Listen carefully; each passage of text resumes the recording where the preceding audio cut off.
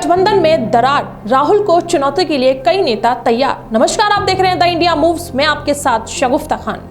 महाराष्ट्र विधानसभा चुनाव में India alliance को हार का सामना करना पड़ा। महाराष्ट्र में हार के बाद गठबंधन में राहुल गांधी के नेतृत्व पर सवाल उठ रहे हैं। इसी बीच हाल ही में तृणमूल कांग्रेस की अध्यक्ष ममता बनर्जी ने इंडिया ब्लॉक की अध्यक्षता करने की मंशा जताई है।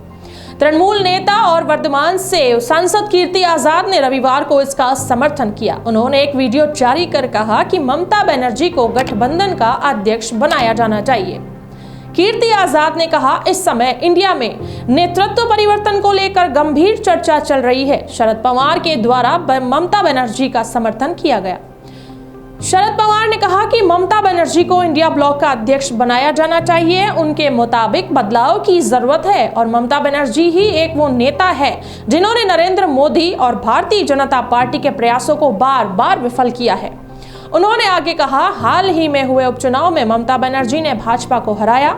ममता बनर्जी के पास बंगाल का काफी अच्छा अनुभव है और उन्हीं के द्वारा इंडिया ब्लॉक की नींव रखी गई थी। आगे भी अगर उन्हें मौका मिलता है तो वह इस गठबंधन का नेतृत्व करने के लिए तैयार हैं।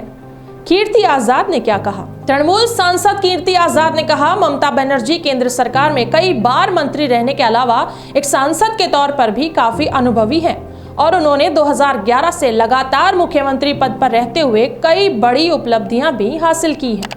इसके साथ ही वह नरेंद्र मोदी को भी लगातार चुनौती देते रही हैं कि अब समय आ गया है ममता बनर्जी को इंडिया ब्लॉक का अध्यक्ष बनाया जाए, क्योंकि उनके अनुभव और कार्यकुशलता को देखते हुए वह इस पद के लिए सबसे सक्षम है।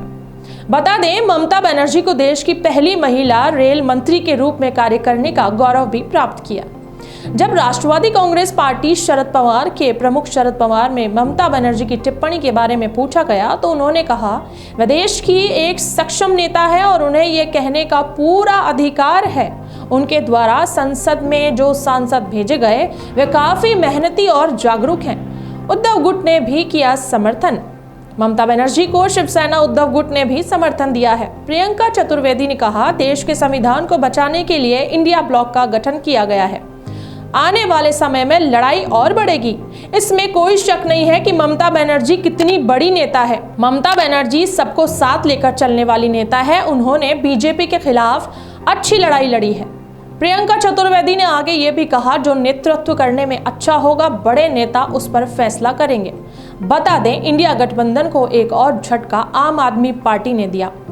आम आदमी पार्टी ने लोकसभा चुनाव में पंजाब के अंदर अपने 13 के 13 उम्मीदवारों को मैदान में उतारा था तथा दिल्ली में होने वाले विधानसभा चुनाव में इंडिया गठबंधन के साथ चुनावी मैदान में नहीं जाएंगे।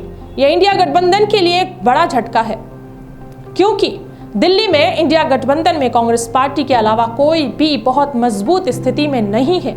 केजरीवाल ने 70 की 70 सीटों पर अपने उम्मीदवार उतारने की घोषणा की है।